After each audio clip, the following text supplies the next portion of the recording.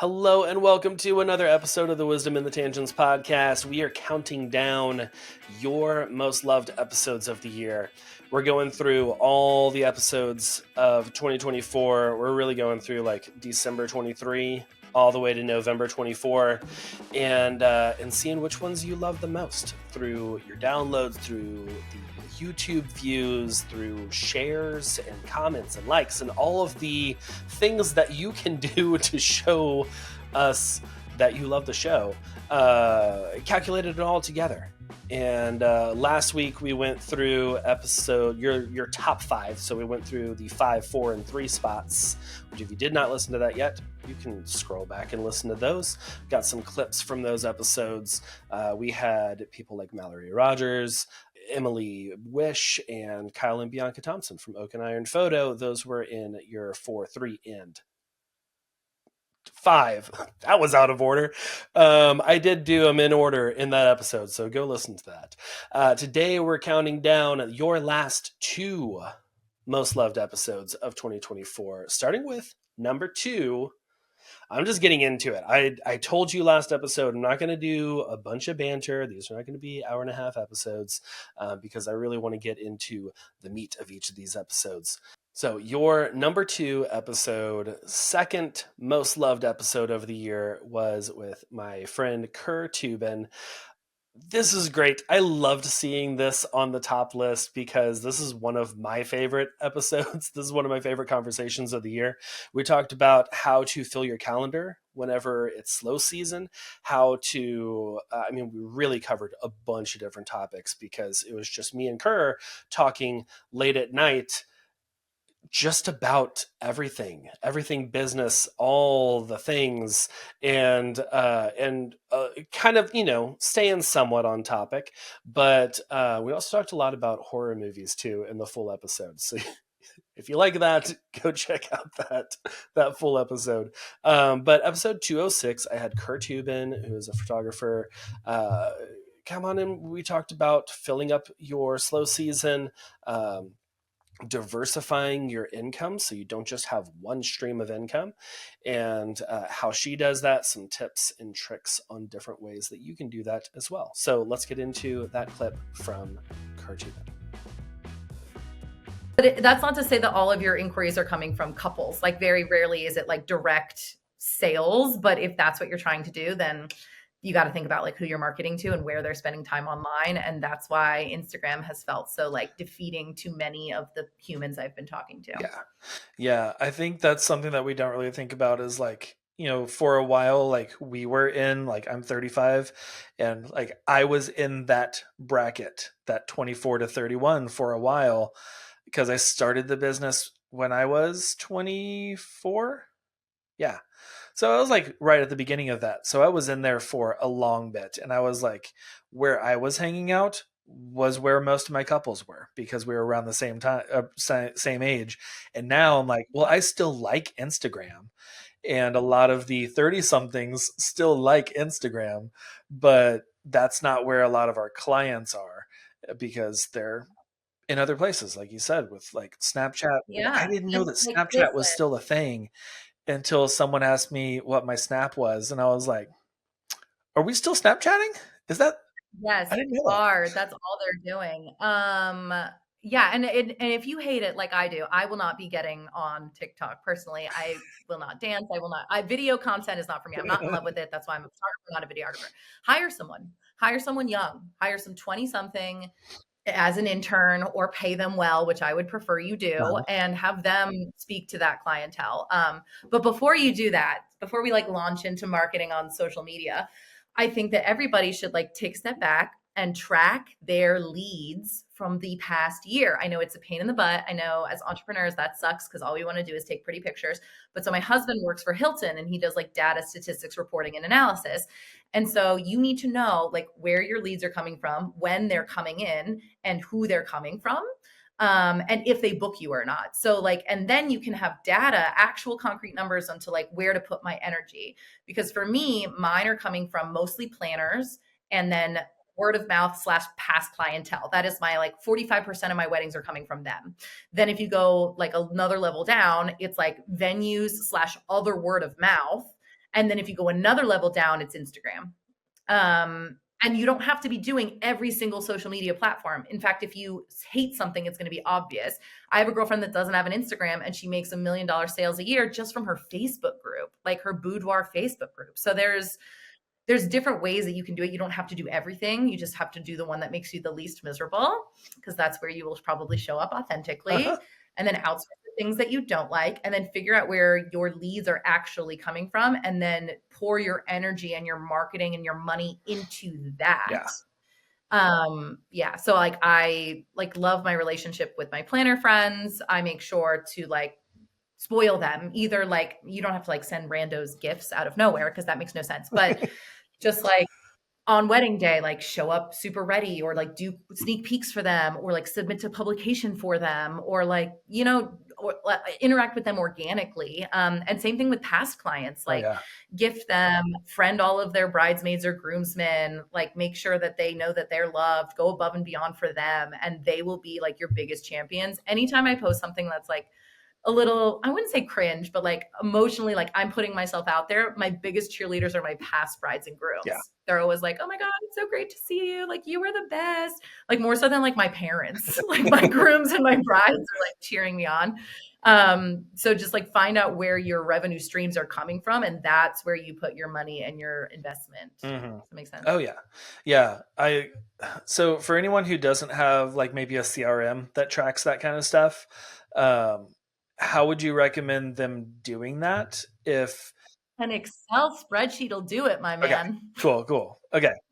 Like literally just track your inquiries. I mean, I have show it. So like you can just go through like when your show it thing comes up, and literally every time an inquiry comes in, you open your little Excel spreadsheet, you like type the date, type the couple, type where they found you from. And then at the end of that, there's a little thing that says booked, yes or no. And then you can say if you booked it. And then at the end of the year, you can you can color code it like a true Virgo that I am. You can see like, oh, green is planner and like orange is venue and this is Instagram. Like, so you can just visually see like, oh my gosh, there's a ton of green here. That is something really great to think of when marketing on social media, or even like switching out the photos on your website, is like, who are you marketing toward right now? Who, like, what time of year, what do those weddings look like? And then show that. And it is totally cool to post photos that you took 2, 3, 5, 7 years 10, ago. 10 baby. 10. Oh yeah. That is the proof of a timeless wedding photo. I'm like, I'm going into the depths. Yes. And I think I have this conversation. I actually just had this conversation today with a mentee girlfriend of mine. You are thinking too hard about your content if you're not just constantly pushing something out. Like done is better than perfect. You should not be stewing on your Instagram post because nobody is looking at it. Like nobody cares as much as you care. So like who cares what the engagement is? Just like push the content out there. More is more. The way that I described it, I was actually rewatching New Girl. I don't know why I like go through a rewatch of that almost like once a year. And there's this scene where she's trying to take home a guy. She's like competing with Jessica Biel at this wedding. And Winston tells her to like Biden his ass, which I think is hilarious because he was not president at the time of this taping. But it's like, you just be there. Like he goes to the bathroom, you be there. Like he goes to the bar, you're right there getting a drink. Like you're just always there. You're always top of mind. You're like not going away. And I think that's such a brilliant marketing strategy. Just to constantly be pushing out. Like you can't ignore me because of the volume of stuff I am putting in your face. Like my blog post is out there. I'm repinning stuff. Like I'm posting every single morning on Instagram at 9:30 a.m. And I don't even care if the Gen Zers are there or not. Like, because it's a free opportunity to advertise. So if you're not taking advantage of that, you're absolutely friggin' nuts. So yeah. Oh yeah. Yeah. Like we get too in our heads about, oh, well, I have to cultivate the perfect thing. And like, well, I have this photo that I want to post, but now like I got to figure out the best caption, and it needs to have a good CTA in there so that I can get them like engaging, and just post it, because posting it is better than not posting it. Because there have been seasons where I went through that perfectionism stage and I was just like, it has been 8 days since I have posted anything. And and then I just post something, and then people like it. I'm like, oh, okay, cool. Done is better That's than perfect. And also perfect is boring. Like if I see perfect the is so like boring. a perfect Instagram post, I almost prefer when things are like misspelled. I'm like, ha, she was typing this in line at Starbucks. Or like, you know what I Yes. mean? Like it's a human, there's a human element of it to see somebody with like thousands of followers get like 2 likes on a photo because they posted it of their kid or their dog. Like to me, Yeah. that's actually what I want to see. Oh yeah. So yeah, but Yeah. I also want to briefly talk about like multiple revenue streams. I could talk about this for like 10 hours about supplemental income and multiple revenue streams because I think what happens is a lot of people put their full, like what I call whole hog energy into Uh-huh. weddings. And then when they only book X number of weddings, they're terrified and then they need to get a 9 to 5 because it's like feast or famine time. But if you have like boudoir or family or maternity or a studio rental or like PDFs that you're selling or like education that you're selling, like whatever it is, multiple income streams. I have a girlfriend that sells like knitting stuff. So like just if you don't feel beholden or like kind of boxed in by one revenue stream, you'll feel more confident to like pass on weddings that aren't like your perfect fit, or you won't feel the pressure to like give a discount because the second you do, another wedding that would have paid you full price will come along. So it's less of like a scarcity mindset when you have like just options for yourself, whether that be for like people inquiring in different ways. You're not just beholden to planners, you're not just beholden to Instagram, because if Instagram goes down in a Mr. Robot type society, you Hmm. can rely on, you know, your other streams of revenue and inquiry forms. So I think that that is like super important to mention just in case we didn't get to it. That was your number 2 episode, most loved of the year. That is a very weird way to say that. I realize, but yeah, number 2 episode, Kurt Tuben. I'm just gonna get into number 1 now. We're going in. We've counted down 5, 4, 3, 2. The only place left is number 1, and your most loved episode of the year was John Dolan, which I understand. John's a legend, and it was so great to get to sit down with him and have this conversation. We talked about embracing the imperfect, which, if you know anything about John and his book, imperfect is his game. Like, that is, there's so much to be said for the imperfect photographs, the quote unquote imperfect photographs, because to your clients, I'm sure that they are perfect. They love those moments, and yeah, just we really talk about a lot in the full episode, but I love this clip that I'm going to play. This is from episode 191 with John Dolan. Let's go ahead and get into this conversation with John.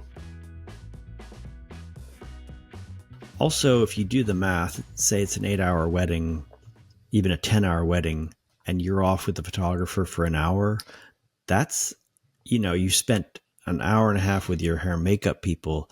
So you're spending a quarter of your wedding with your vendors.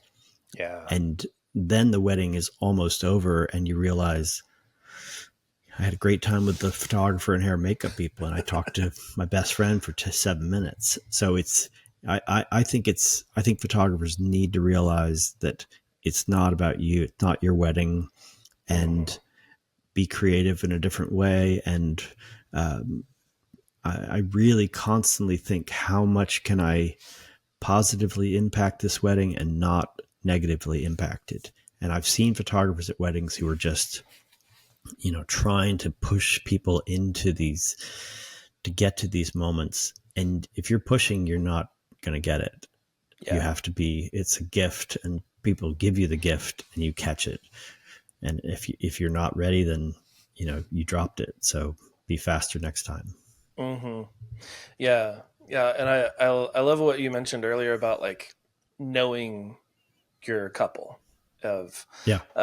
you know, like with the romantic photos, or the you know, like a little bit more on the sillier side, like laughter and all of that, like knowing them and getting to know them, and being there and listening to Yeah.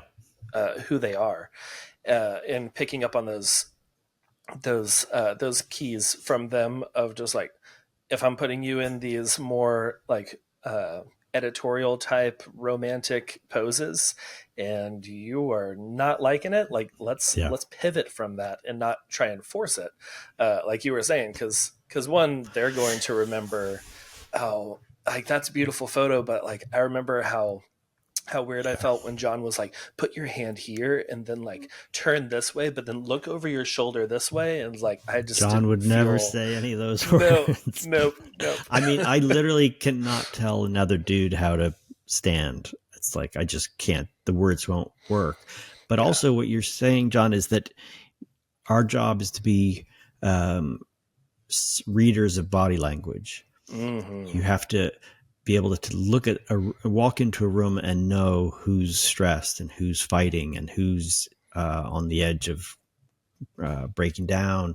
And you have to tell when people don't want to do what you are saying, and, you know, be humble and just accept their energy. And I just think do no harm. I think all the prompts in the world are not going to get you the true picture. And nothing. I often think that the pictures that I get that I love, there's no way I could have directed people into that picture.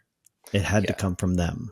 Yeah. And it feels so much more gratifying to get a picture that came organically rather than, okay, this is the 5 steps to get this picture every weekend. Right.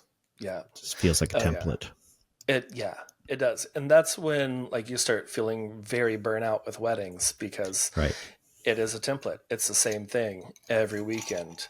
And then it's just like, all right, same thing. We're putting a different couple in here. We'll do the same. Right. I've got my list of 5 poses and we're done.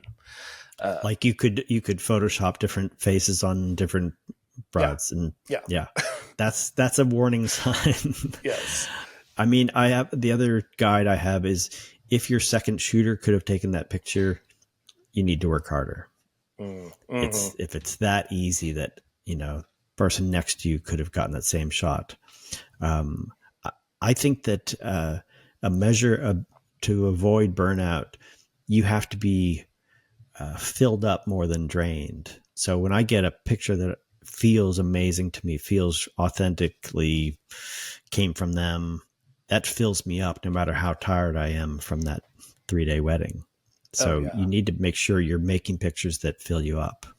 I had a situation of a wedding in Brooklyn, and it was, you know, summertime, very hot. And I brought everybody out on these steps to do a group picture.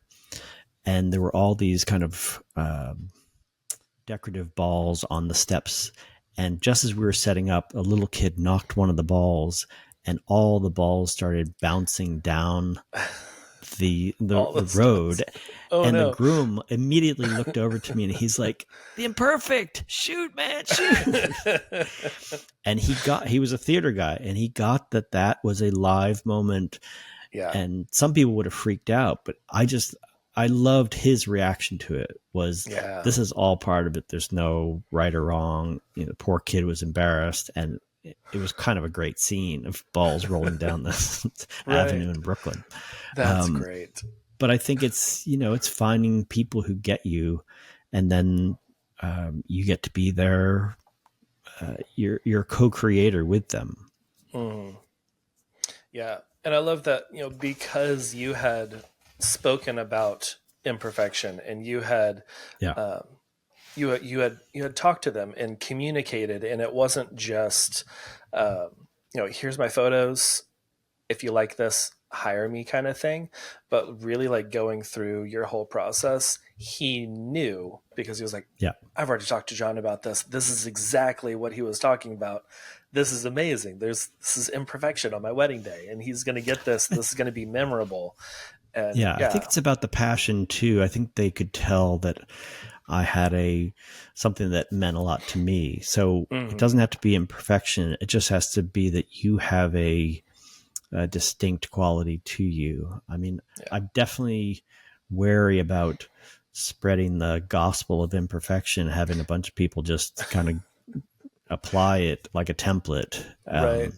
Or like inorganically setting up imperfect Oh, it's moments. happening. And Yeah, it's yeah, happening. yeah. Oh yeah, So I want the to. trend of like the intentional camera blur is Yeah, just like, oh, do that again, but let me change this to 1/15 of a second. And yeah, yeah, uh, yeah. I think maybe this is an idea saying make up your own thing that's your thing. That's something that's important to you, and please don't ruin the imperfection with just blurry pictures. yes, Also, I mean, there is a difference between blurry and out of focus, and I should probably do a Instagram post about it. But for me, a blurry picture, an out of focus picture, is just means you just weren't in focus and you blew it. mm-hmm. But a blurry picture usually comes from my excitement at the moment, where I'm moving too fast to stand still and get the picture because Yeah, it was such a magnificent moment. But if you're just posting out of focus pictures and calling it imperfect, you're ruining it in the fun. yes, yeah, yeah, and that's not going to mean as much to your clients either, because Yeah. like there was a photo I had seen on your Instagram. I think I like screenshot it for one of my like, hey, John's going to be on the show. Send us your questions, and it was like a blurry photo, or yes, a blurry photo of like you. It looked like you like chasing after the couple as they were Yeah. walking, and it didn't look like, hey, y'all walk over this way and I'm gonna move my camera Shake the as a camera. yeah Yeah. but it looked like you just being like, oh, I'm gonna go get this moment, and Yeah. chasing after them. And that realness, that's going to feel like they're going to feel that more in the photos if you're setting something up, or not setting that up, if that happens organically Yeah. versus y'all move here and I'm gonna shake my camera around and get these cool blurry photos for you, Yeah. because Keep it they real. might be you want to keep it real, because those are the ones that are going to mean something to them in 10, 20, 30 years, versus once this trend is over, um, that they're just like, okay, well, that was very dated for 2023, 2024. Yeah. That's my But biggest fear. yeah. Every decade there's kind of a new cheesiness. I don't want the blurry thing to become the new cheese. And there you have it. That is your number one most loved episode of the year. John Dolan, we talked about that imperfection, and just it is such a great conversation. If you have not listened to that whole episode, definitely go back, listen to that, episode 191. Really great conversation, really great mindset to have. And I wish that I had had that mindset years and years, years and years ago. Definitely would have become a better photographer, and a more well-rounded photographer much sooner. So, just to like recap our top 5 that we went through this past week, as well as this episode, we had your number 5, fifth. How do I even say this? I've been saying this the whole time, but I don't know how to say your number 5 episode, your 5th most loved episode. There it is. That's what I've been saying. Your 5th most loved episode of the year is episode 196 with Mallory Rogers, where we talk about navigating a neurotypical world as someone with neurodivergence. Your number 4, I can't say it again, your 4th most loved episode of 2024 is with Emily Wish, episode 211, where we talk about how to become an amazing second photographer. Your 3rd most loved episode of 2024 is episode 203 with Oak and Iron Photography, Kyle and Bianca Thompson. And we're talking about forgetting the trends and creating work that speaks to you as the photographer. 2nd most loved episode of the year is Tuben, episode 206, and we're talking about bringing in income during the slow season and multiple streams and all the things, and a bunch of fun stuff. And also, if you watch this on YouTube, this episode with Kerr, it's a little bit different than the audio episode because my computer cuts out, and I decided to just leave her in where she's just like stroking her cat that jumps up on her lap.